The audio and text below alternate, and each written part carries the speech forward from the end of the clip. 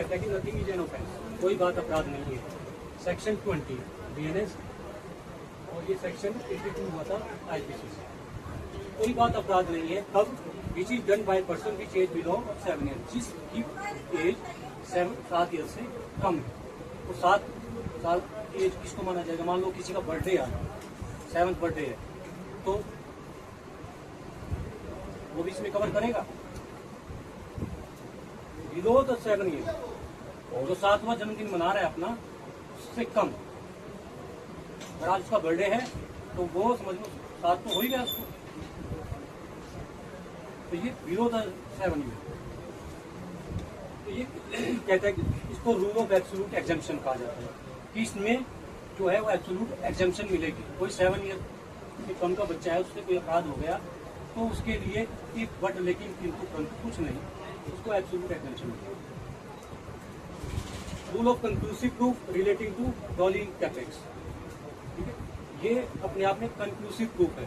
Conclusive proof का मतलब होता है, जो आप BSA में पढ़ेंगे भारतीय साक्ष्य अधिनियम में, कंक्लूसिव प्रूफ ये होता है कि किसी चीज को कोर्ट मान लेती है अपने आप ही, और उसके अगर अगेंस्ट भी आप कोई प्रूफ लेकर आते हो तो कोर्ट जो है वो डिनाई कर देती है। जिस चीज को कोर्ट ने कंक्लूसिव हम मान लिया तो इट मीन्स उससे बेटर कुछ नहीं। तो ये कहते हैं ऑफेंस कमिटेड बाय चाइल्ड, कोई ऑफेंस किया गया चाइल्ड के द्वारा, prove it the child age was below 7 year, सिर्फ ये प्रूव करना पड़ेगा कि इसकी एज जो थी वो 7 ईयर से कम थी।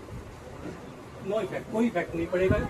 चाइल्ड हाउ मैच्योर, कितना मैच्योर है, कितना वो क्लेवर है।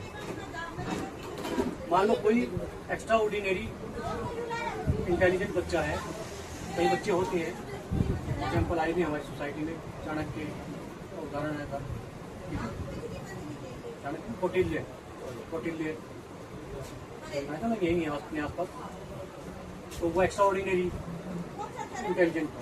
तो इसमें ये मायने नहीं रखता कि वो कितना क्लेवर है, कितना मैच्योर है, कितना, अगर वो बिलो द 7 ईयर है तो उसको इसका जो एक्सेप्शन है इसका पूरा फायदा मिलेगा। डॉली इन कैपेक्स का मतलब जो कि कोई बच्चा अपराध करने में इनकैपेबल हो,